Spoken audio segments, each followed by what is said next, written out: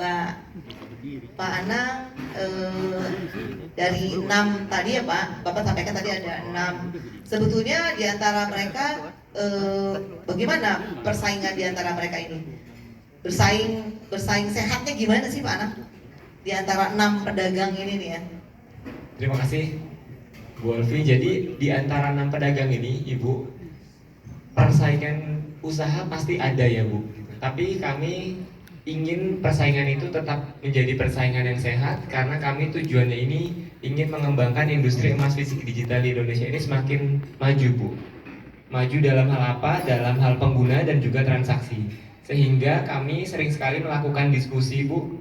Diskusi khususnya itu bagaimana kita mendorong agar pelaku usaha ini bisa lebih,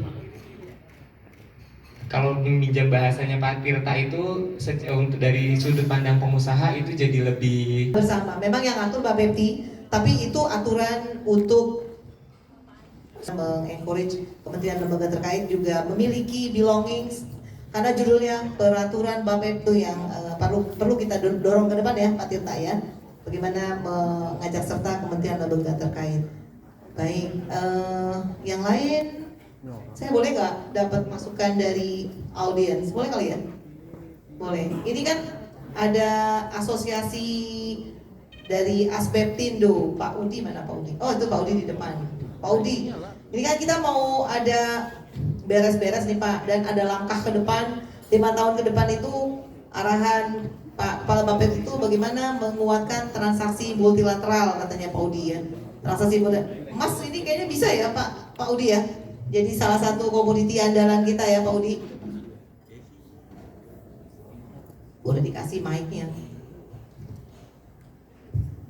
Terima kasih. Terima kasih Bu. Betul.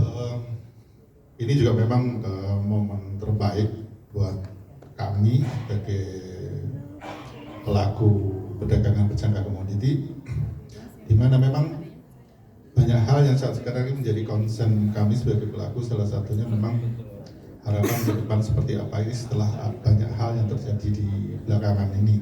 Salah satunya mungkin yang perlu kita harus kuatkan adalah memang transaksi perdagangan berjangka yang berbasis komoditi. Yang dalam hal ini di teman-teman di sini pelaku-pelaku pedagang emas fisik, emas ini akan menjadi bagian yang penting untuk bisa dikembangkan menjadi perdagangan berjangka komoditi berbasis komoditi. Jadi itu betul banget. Jadi emas salah satu andalan kita ya, confirm ya. Betul. Oke, checklist katanya. Kalau kata Raffi Ahmad checklist, confirm. Ini soalnya saya udah dibisikin Pak Tirta juga, Ibu itu udah masuk katanya di Renstra Bapepti 5 tahun ke depan. Ya Pak Tirta ya, masuk itu di dalam penguatan perdagangan berjangka komoditi di Indonesia. JFX gimana nih Pak? Sambutan JFX, boleh nggak saya dapat suara dari bursanya? Silakan Pak Kanca. Kalau dari saya Bu, emas memang kalau kita lihat di beberapa negara itu merupakan komoditi yang lebih mudah untuk dijadikan kontrak berjangkanya, dan juga mungkin yang lebih penting karena kita sebagai konsumen emas, jadi banyak perusahaan-perusahaan di luar ini exchange yang mereka nggak punya produknya tapi mereka menjadi konsumen itu lebih banyak yang berhasil di luar negeri. Jadi saya sangat yakin kalau emas ini akan jauh lebih mudah dikembangkan untuk di bursa berjangka ketimbang komoditi-komoditi lainnya. Setuju, sepakat. Terima kasih Pak Kanca. HDX gimana Pak Fajar? Kasih mic-nya. Saya pengen dapat komitmen nih ya, karena kan ini nggak bisa dikerjain sama Pak Tirta sendirian nih, repot kasihan Pak Tirta. Silakan Pak. Terima kasih Bu Olvi. Kalau bagi kami mungkin sebagai pelaku usaha juga, memang tadi Pak Udi sudah menyampaikan juga bahwa Undang-Undang P2SK mungkin bagi kami masih ada sedikit boleh dibilang keresahan atau pertanyaan atau apa ke depan. Karena apa? Mungkin saya bisa sampaikan. Pertama tentang bullion bank. Media sekarang juga mungkin beberapa hari terakhir ini banyak sekali mengangkat tentang bullion bank. Tapi salah satu fungsi dari Brilliant Bank di situ adalah sisi perdagangan. Bapak jangan ke sini, nanyanya ke sini. Menko Perekonomian. Kebetulan ada dari Pak Menko. Iya.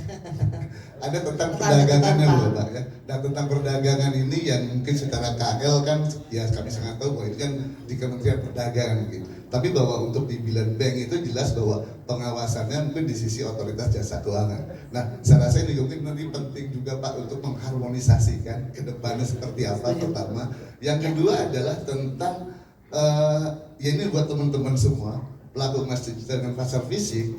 Nah saat ini juga tentang keberadaan Bullion tadi itu juga sudah ditangkap juga oleh pasar modal.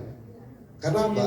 Kalau Bapak Ibu mungkin mengikuti Bursa Efek Indonesia dalam waktu dekat mungkin akan mengeluarkan ETF dengan underlyingnya emas. Nah kalau tadi dikatakan Bapepti adalah sebagai regulator terhadap komoditi, tentunya hal ini juga bila memungkinkan diharmonisasikan juga Bu. Iya kan undang-undang PBK-nya mengamanahkannya underlying commodity itu adanya di Bapepti Pak, di Kementerian Perdagangan. Gimana nih Pak dari ASDEP Pak Menko? Pak Menko lagi. Iya saya kira benar nih. Ini kita nih kurang ngobrol ya, kurang harmonisasi, kurang ngobrol nih kayaknya nih ya. Ya kasihan masyarakat kalau kayak gini caranya kan. Gimana Pak? Terima kasih Ibu.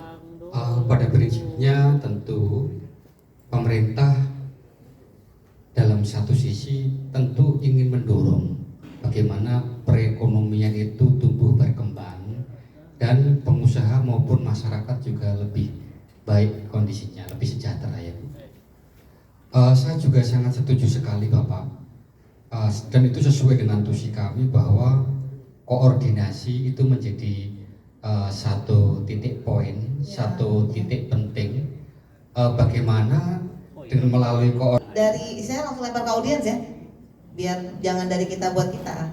Silakan dari akademisi, saya mau dengar suaranya di belakang. Kalau ada siapa yang mau bertanya atau memberikan saran, boleh silakan. Kalau boleh dari mana? Silakan Mbak, Mas. Mas, silakan. Saya kasih 3 ya, rasanya 3 cukup ya? Waktunya habis kan? 3 cukup ya? Silakan, dari mana nih? Ya, dari tadi, dari mana? Dari PT Laku Emas Indonesia. Oh laku, siap. Ya tadi sudah disampaikan Bu siapa yang influencer ya?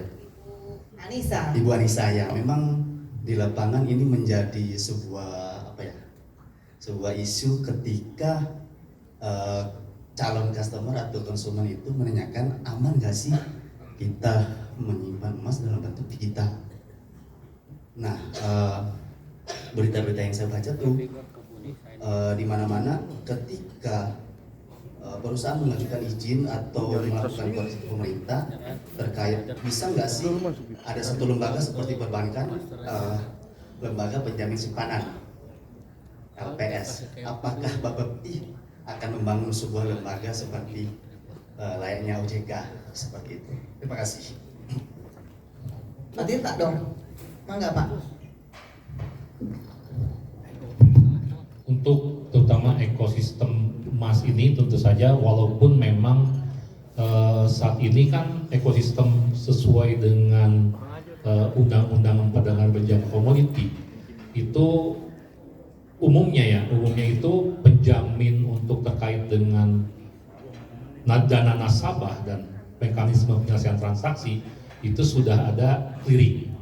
Nah dalam hal ini clearing juga dana untuk segregated account-nya itu untuk nasabah itu juga disimpan dalam hal ini ada rekening perbankan. Nah perbankannya pun tidak semua perbankan itu juga bisa untuk menjadi masuk di dalam ekosistem perdagangan berjangka komoditi ini. Karena perbankannya ini pun harus disetujui oleh Bapepti sebagai bank penyimpan dana margin BPDM. Nah jadi sebenarnya konsepnya di PBK ini transaksi itu sebenarnya sudah dijamin karena ada di rekeningnya terpisah sendiri. Jadi misalkan kalau untuk emas misalkan ditambah lagi jaminannya. Jadi pedagang emasnya yang terafiliasi kepada ICDX ada di ICDX. Sudah lebih dari cukup ya rasanya, tinggal pengawasannya dan bagaimana integrasinya ini menjadi lebih terkontrol dengan baik gitu ya. Jadi ada clearingnya, ada depository tadi Pak Tita menyampaikan, dan ada bank. Silakan, ibu-ibu atau yang wanita, perempuan, silakan. Tempat curhatan. Ya,